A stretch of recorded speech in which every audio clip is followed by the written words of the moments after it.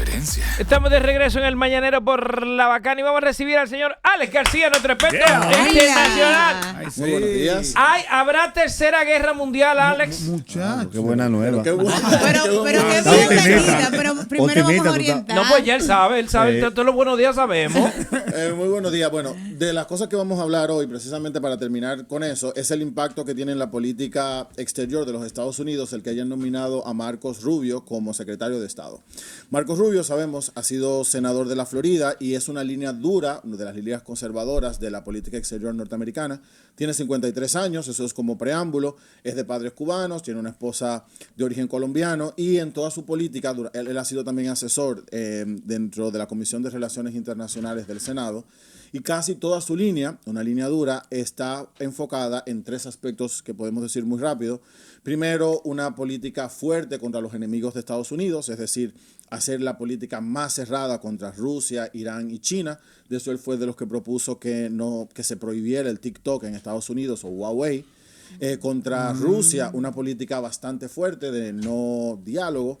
Y con los otros enemigos que llaman de América Latina, como por ejemplo Nicaragua, Venezuela y Cuba, el no diálogo. Sobre Cuba, claro, es de padres exiliados de Cuba, entonces es no diálogo, mantener las sanciones y, de ser posible, estrangular cada vez más el gobierno. Respecto a Venezuela, dice que es un narcoestado y por tanto debería ser cada vez aumentar las sanciones. Pensemos que él fue de los que apoyó que se reconociera el gobierno de Guaidó antiguamente y no el gobierno de Maduro, y ahora cada vez que habla dice que debe hacerse mayor las sanciones, y respecto a Nicaragua también. Entonces ya tenemos como las líneas generales de su política, y ahora tiene como ciertas actualizaciones, sobre todo, y para cerrar la primera parte, sobre todo Brasil. Sabemos que él, personalmente, apoyaba a Bolsonaro, y si ustedes vieron las noticias ayer, se dieron cuenta que la policía de Brasil lo acaba de acusar de, supuestamente todavía, ¿no?, de querer asesinar al presidente Lula da Silva cuando fue electo, a él y a 33 militares más, ¿no? Entonces, claro, él apoya bastante la línea de Bolsonaro, y ahora un Lula que cada vez es más fuerte en tres aspectos. El primer aspecto, y rápidamente, el multilateralismo. Lula se ha vuelto como el líder regional de los BRICS. Los BRICS es la unión de Brasil, India, China, Rusia y otros países, ¿no? Como un bloque, India, contra el bloque occidental, y ahora Lula es uno de los grandes líderes. El segundo bloque es que él dirigió justo ahora el G20, las 20 economías más grandes del mundo y más industrializadas, y ahora el año que viene va a liderar la COP30, ¿no?, que es la unión de los esfuerzos internacionales por el cambio climático. Y estos tres elementos van en contra de la política de Trump.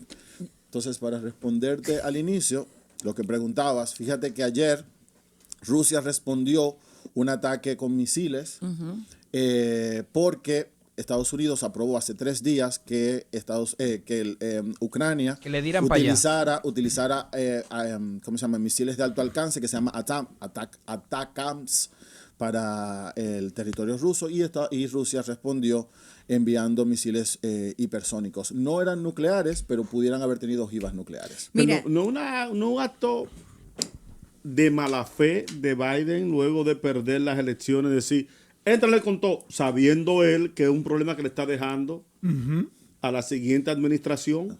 Hay dos vertientes para eso. La primera que dicen es, bueno, uno de los grandes miedos que se tiene es que disminuya el financiamiento a la guerra en Ucrania, ¿no? Siempre los demócratas han estado a favor, vamos a decir, del financiamiento, los republicanos no. Sabemos que tienen la mayor parte de la Cámara, y una de las promesas de Trump era acabar en 24 horas la guerra, ¿no? Exactamente, pero va a pasar, van a cambiar las políticas públicas de Rusia por eso que dijo Trump.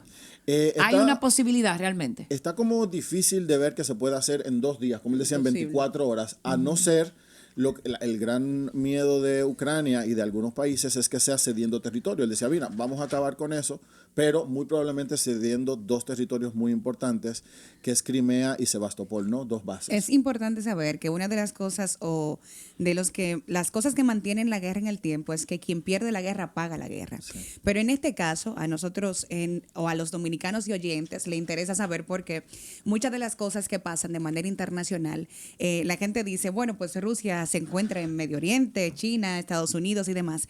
Esas políticas o ese marco geopolítico, de manera directa, ¿en qué aspectos afecta a la República Dominicana, comenzando, por ejemplo, con la parte del gasto de combustible que viene desde acuerdos internacionales con los Estados Unidos. Y las rusas que vacacionan aquí. Eso era sobre todo. ¿Qué otros aspectos también afecta de manera directa este tipo de problemas internacionales? En el pasado, presente y futuro, en el pasado nosotros uno de los grandes receptores de turismo en República Dominicana, el tercero, era Rusia y Ucrania, precisamente, el tercer gran emisor.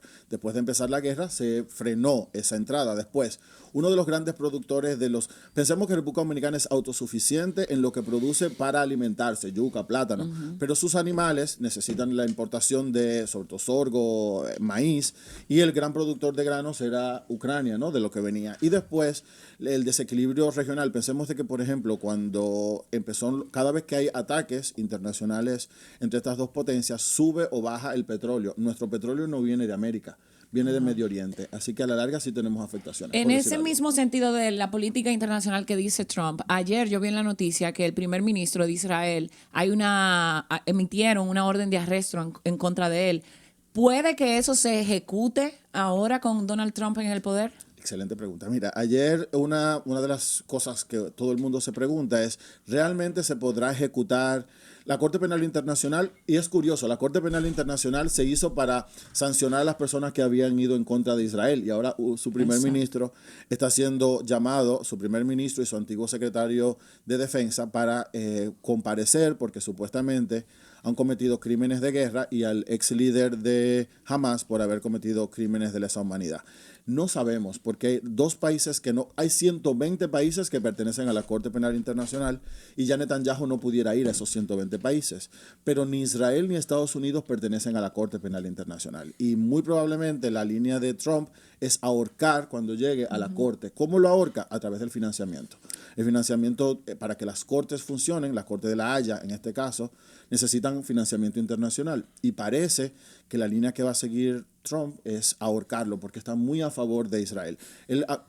Justo ayer se acaba de enviar otro paquete de ayuda militar, y lo que estaba diciendo a propósito de Marcos Rubio es que se va a mantener la política de apoyo porque es el único gran aliado en Medio Oriente. Así que no creo, esa es la pregunta, ¿se podrá meter preso a Netanyahu? Bueno, ayer Macron en Francia dijo, si él llega a territorio francés, lo metemos preso y lo mandamos a la Haya.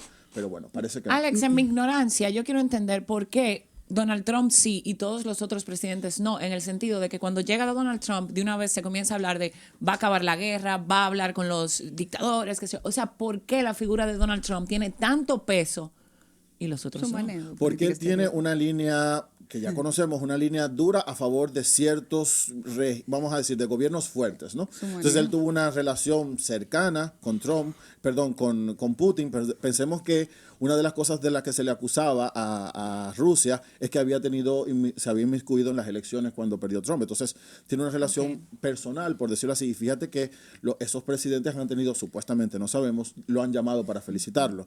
Entonces sí es cierto que durante su gobierno él se acercó a esos presidentes, sobre todo a Xi Jinping en China, por una parte, porque tuvieron una guerra comercial, y a Rusia, y su propuesta es esa. Si yo llego al poder, me acerco. Es importante resaltar, pues, a esa pregunta, la responsabilidad y las figuras de los presidentes de manera internacional. Nosotros tenemos que reconocer que en la República Dominicana existió un presidente que tuvo relaciones excelentes en su momento con Barack Obama, con Fidel Castro, y mantuvo las mejores relaciones internacionales en nuestro país. Pero recientemente igual, pudimos ver que en nuestro Congreso aprobaron 625 millones de pesos a favor del cambio climático. Entonces, me gustaría saber cuáles son las posiciones que de manera directa igual mantiene Estados Unidos dentro de sus aspectos, y cómo esto afectará al financiamiento directo a favor del cambio climático. Buenísima pregunta. Ahora justo están reunidos en Azerbaiyán, en Bakú, están reunidos los líderes del mundo en lo que se llama la COP29, ¿no? Que es un esfuerzo internacional para encontrarle soluciones al cambio climático. Y justo hoy, la gran discusión, se suponía que hoy se acababa la cumbre, parece que se va a extender 48 horas más, porque no se llega a un acuerdo de financiamiento a los países pobres. ¿Qué es lo que dice? Mira, los países industrializados crecieron gracias a ¿cómo se llama? Gracias a poder contaminar el aire, ¿no? Por ejemplo, China, Rusia, por las emisiones de gas de efecto invernadero, ¿no? Entonces es, bueno, pues si ustedes quieren que los demás países se adapten, tienen que aportar. Y son nada más y nada menos que $1 billón al año. Wow. Y la pregunta es quién lo va a dar. Y por eso no se ha avanzado. Fíjate que República Dominicana es uno de los países vulnerables al cambio climático por el aumento del nivel del mar. Entonces, lo que se está discutiendo precisamente es eso. Si vamos a lograr que los países en vía de desarrollo reciban asistencia, y hay 3 propuestas. Estados Unidos, pensemos que Trump es negacionista. Dice que no hay cambio climático, eso es un invento. Entonces, su línea es, no vamos a dar dinero para mitigar porque eso es una mentira. Entonces, ya tenemos ahí el cambio. Fíjate que Estados Unidos no participó en la COP en este caso.